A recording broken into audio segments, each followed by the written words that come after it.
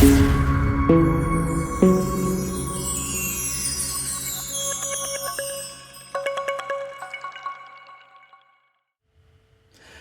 guys, and welcome back to HJW Gaming and another Commander guide for Rise to War 2.5.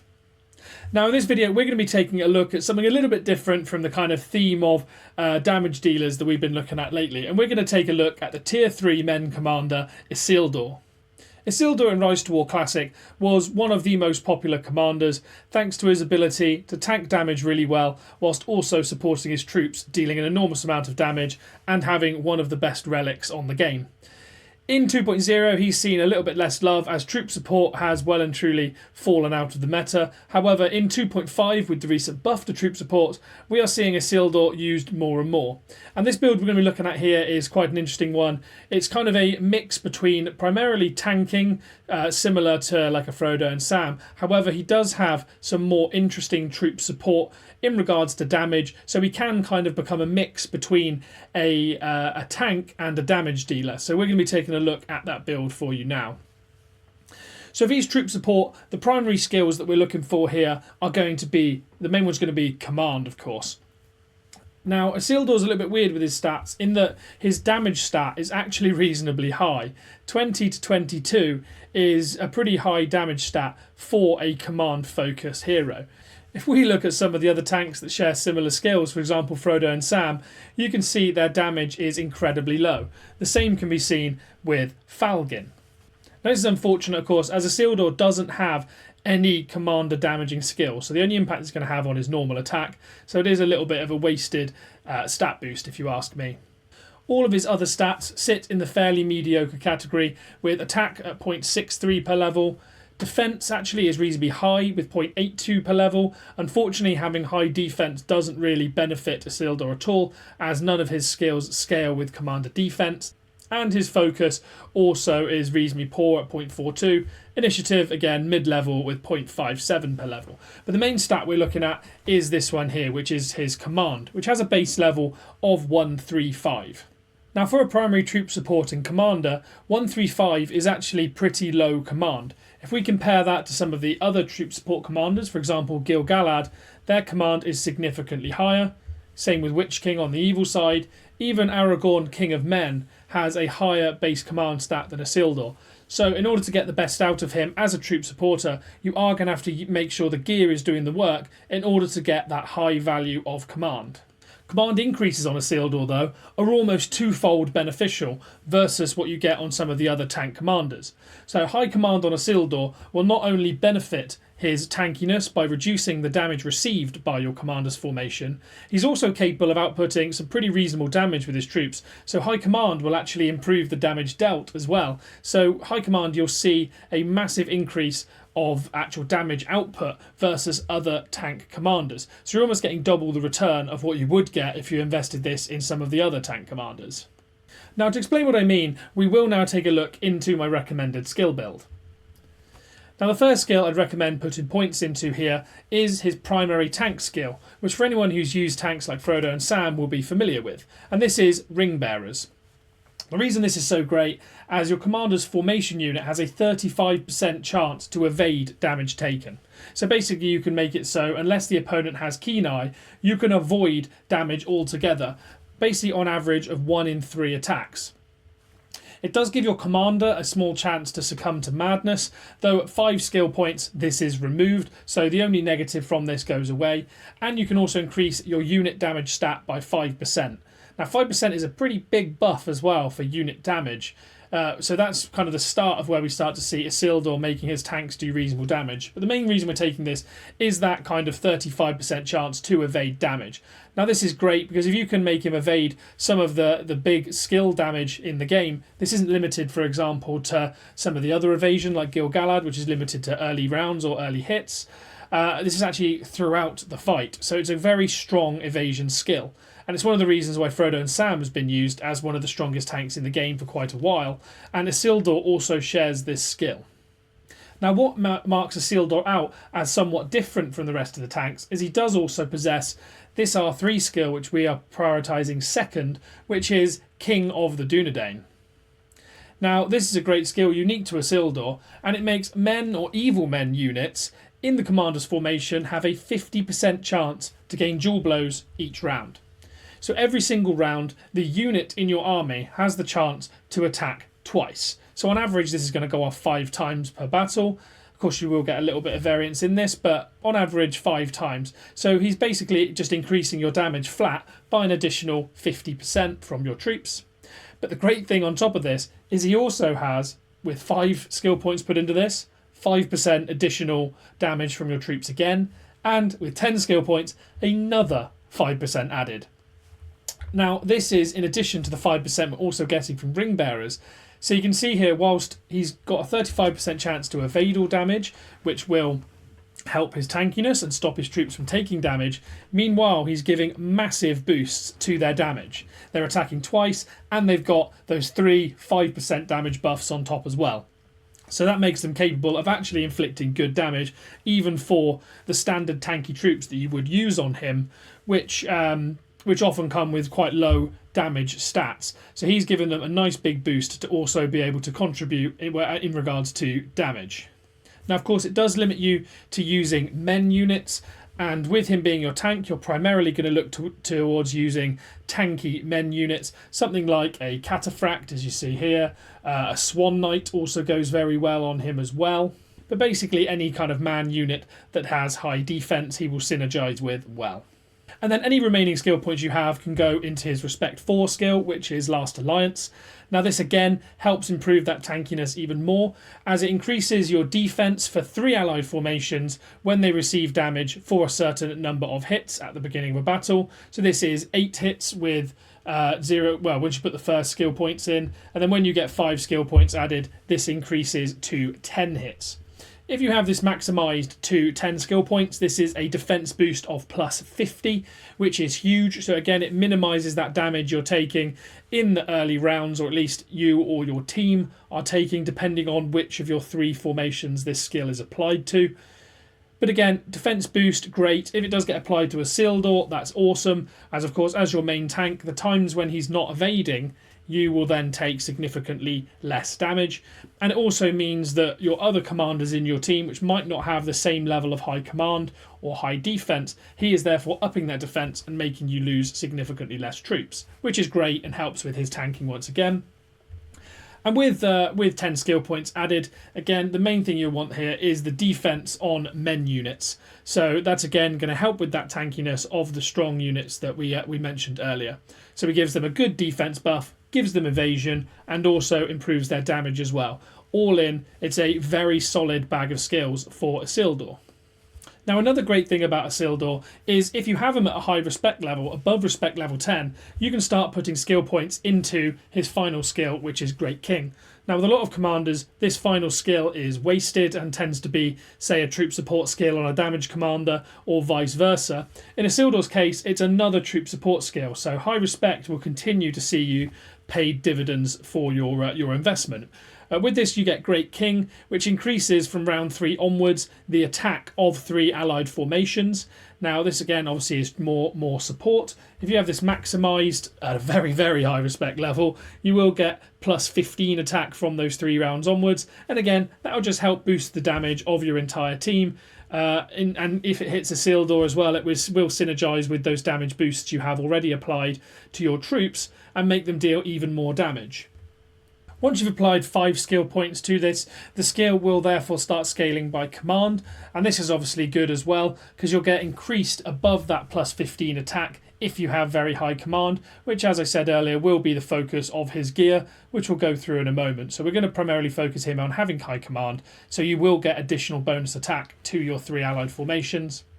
And lastly, 10 skill points. If you're at an incredibly high respect level, you do gain 10% less damage received in round 1, so a little bit further of a tankiness boost for Isildur. Now for gear, I don't have some fancy slides prepared here, so I'm going to have to just talk through which gear I think is best for use in this Isildur build.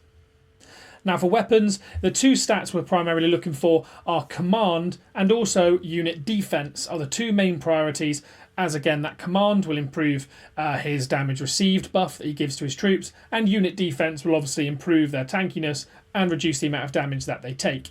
As a kind of third consideration, you can also consider unit attack to improve that damage, but primarily we are using him as a tank, so that's what we want to focus on.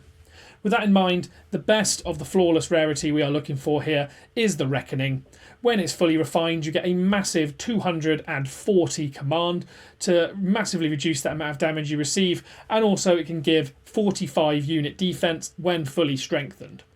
Along with this, you do also get 9 bonus attack, so that can come in handy as well with increasing that damage. So overall, it's kind of the best in slot, in my opinion, for Isildur. There's not a lot of other pieces that give good unit defense, so Reckoning definitely is way out in front as the best piece for him. However, if you're looking for alternatives, the Lang also gives reasonably decent unit defense, though I should say the Commander attack and defense buffs are pretty wasted on him, so it's definitely nowhere near as good as the Reckoning, but you can get it up to plus 27 unit defense, and it will give 200 command when fully refined.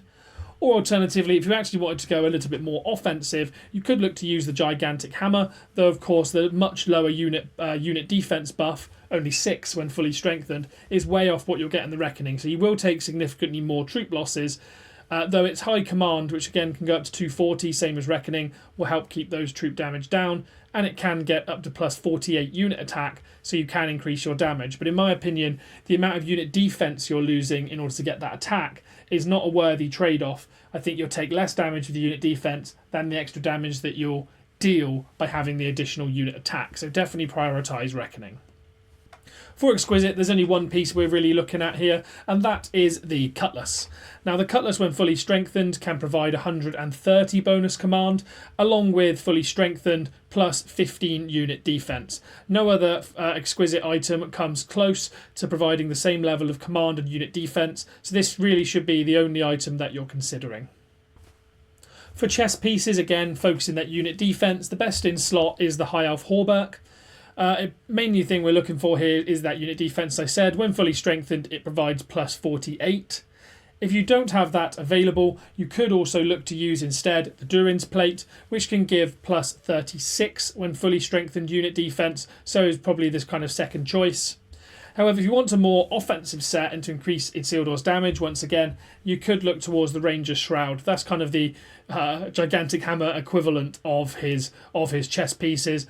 Much lower unit defense, only plus 9 when fully strengthened, but much higher unit attack of plus 45. So you could even look to use a mix between the two of these, run primarily defensive on most of his gear, and then maybe 1 or 2 offensive pieces to also get that little bit of damage. But if you're looking to begin with to test Isildur and use him as a tank, I think unit defense is best, as I've said. Once again, for Exquisite chess pieces, there really is only one choice that provides good unit defense, and that is the Superior Hauberk. When fully strengthened, plus 18 unit defense is the best you're going to get from Exquisite. It's a pretty big drop-off compared to those flawless ones that we spoke about. Even an unstrengthened Hauberk provides plus 16, so if you think about only getting 1 strengthen into that, it's already better than a fully strengthened Superior Hauberk. So there is a huge gulf in quality here between flawless and Exquisite, but if you have to use Exquisite, the Superior Hauberk is the one to use. Now, same as weapons and chess pieces, there is an offensive and a defensive option for helms.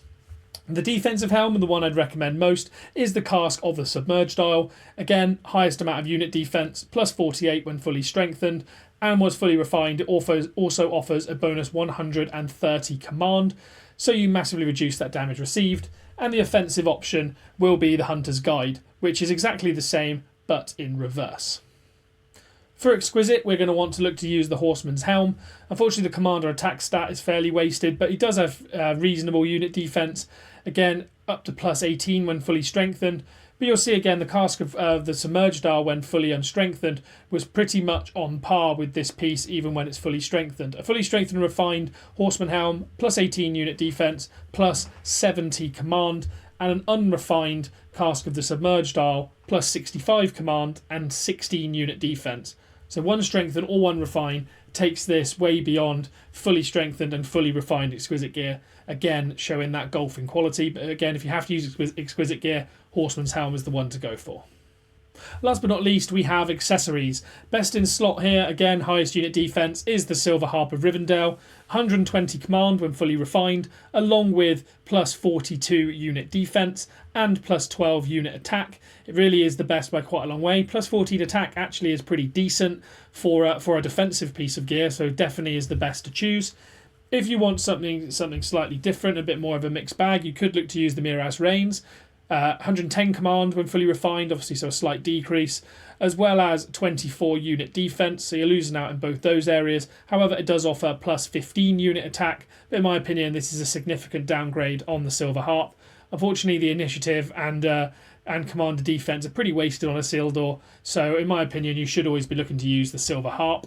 Of course, the final option you could use as well is the Carved Dragon Tooth, available from season end rewards, and for a lot of people, if you're winning seasons regularly but not getting lucky in the chest, this could be the item you have the highest abundance of, as it's easier to refine, as if you're winning seasons you can guarantee you can get one of these every single season.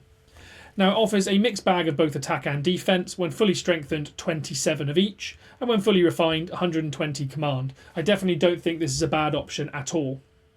Last up, we have exquisite accessories, and the one you want to look towards is the Drums of Moria. Similar stats to the Horseman's Helm again, plus 18 defense when fully strengthened, and plus 70 command. So again, significant downgrade, but this is the best exquisite option available to you.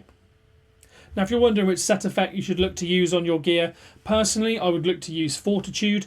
A 4-piece set can reduce the damage received by the commander's formation by 12%, just further reducing and basically improving his tank capabilities and reducing that damage that you receive. You could also look to mix into here Divide and Conquer, which reduces the damage he receives, and that stacks each round.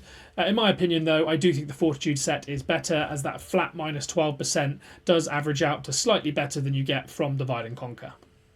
Now, we're going to take a look at Isildur's Relic. Now, Isildur's Relic is Narsil, and the first thing you'll notice is actually its stats are very, very useful. It offers plus 30 command, as well as plus 6 to both unit attack and unit defense. Now, all three of these stats are very beneficial to Isildur. So I think if you're going to look, if you have, say, all the relics available or possible to you on your formation, and you're looking for which relic you want to strengthen, Narsil is not a bad choice, as with the kind of randomised stat increases you get from strengthening, you have a 3 in 4 chance of hitting a stat that's going to be beneficial to your Isildur formation. So I don't think it's a bad choice to strengthen this Isildur. Though, of course, I'm not going to go into the details of whether strengthening relics at all is a good idea. You have to make sure you have an abundance of gold gear, and you've upgraded everything else up to the level that you desire. Its individual effect, Sun and Moon Splendour, again is a very good option.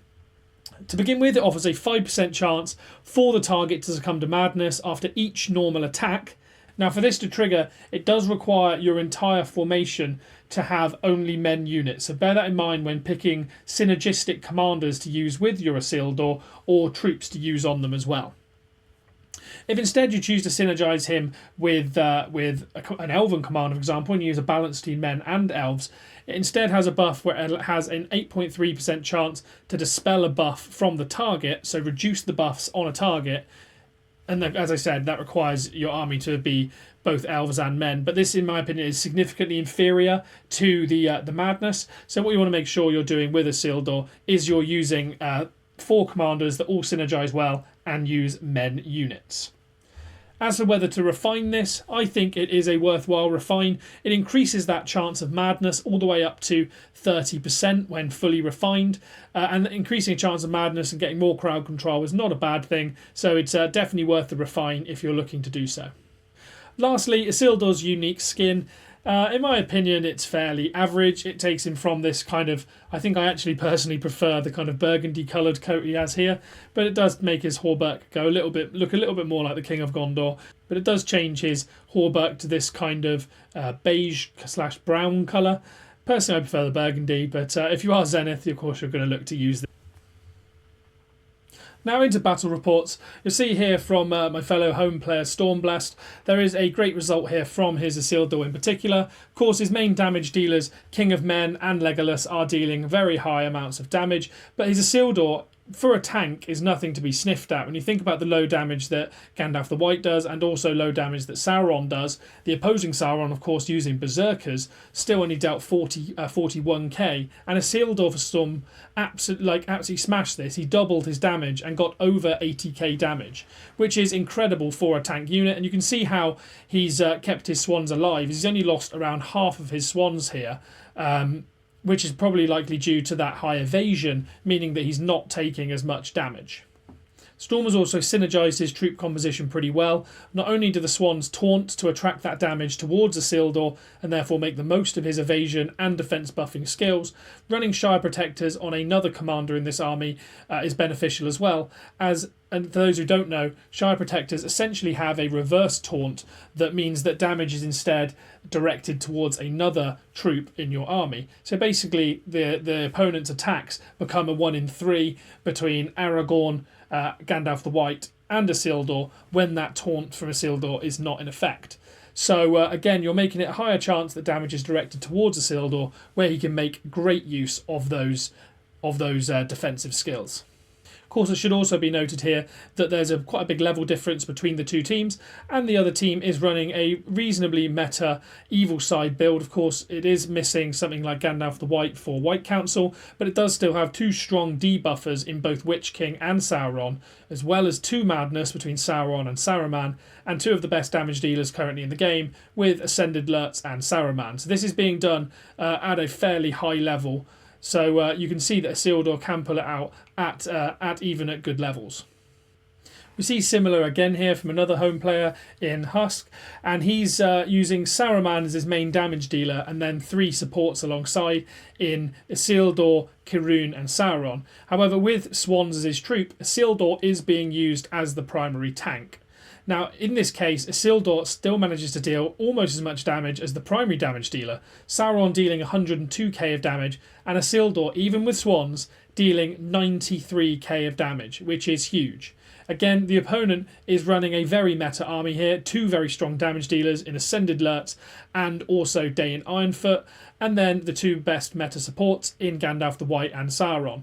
And the other thing to bear in mind here actually is that the opponent has counter debuff here. So all of Husk's troops and commanders are taking 10% less damage and dealing 10% less. And despite that, Isildur still, as you can see, outputs an enormous amount of damage of 93k, and once again still has over half of his swans alive.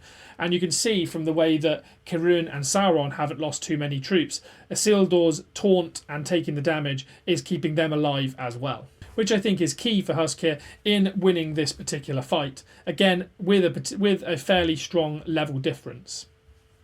Now, let's talk about overall for Isildur, where I'd place him kind of on my tier ranking and how he compares to other supports. In my opinion, he is one of the secondary kind of support commanders, as I don't think he offers the same level of support, for example, as Sauron or Gandalf the White, who obviously sit in that kind of A to S tier of first choice supports, if you could select any for your army. But he is definitely pretty decent. I also think his evasion is not quite as strong as that offered from Gil-galad. Despite the fact that it's applicable every round, I do think Gil-galad offers a little bit more with the Kingly Kin evasion skill, and then also offers similar troop buffs or debuffs through Alliance Leader as well. So I think I'd have him kind of a level below Gil-galad as well, but that's not to say that Isildur is not very strong at what he does and cannot be effective in your formation. With that all in mind, I'd probably place him at kind of the bottom end of B tier, maybe middle of B tier. He's certainly usable and strong enough to have a place in the meta without being one of the top commanders that we're going to see used by everybody. I certainly think having him at high spend and having his relic does improve him, particularly if it's refined as you gain that additional crowd control, though he is also fairly limiting in his army with forcing you to use men troops. So more often than not, you're forced to use, if you want small units, Guards of the Tower, for example, which, whilst good tank units, are not as good as the Guardian. And you're also forced, if not to use them, then to maybe use the Cataphract, as the Cataphract, though, is very, very expensive. Exactly the same with the Swan Knight. You're unable to use something like a Mountain Troll, for example, as your taunt unit, which, whilst expensive, gets the counter on the currently fairly meta used mounted medium units, so you're unable to have any kind of flexibility in your troop composition as you're forced to use men units. And I think this does just drop him down that little bit, as he's not massively universal. You have to use those men units. But that's not to say, as I said, I still think he's a brilliant commander and has a very capable place within most teams. If you have him respected up, I by all means give him a try and let me know how you find him. Anyway, if you disagree or agree, let me know down in the comments. I'm sure this one's going to be a very controversial one, as I know a lot of people absolutely love Isildur, and I know quite a few people who really dislike him. So yeah, let me know down in the comments. Absolutely sling your mud at me if you don't like it, and let me know if you agree. But yeah, if you did enjoy the video, please smash the like button. It's always appreciated by me. And if you aren't already, please hit the sub button, as you'll see more of my Rise to War guides and videos in the future. With that, I've been HJW Gaming, and I hope to see you on the next one.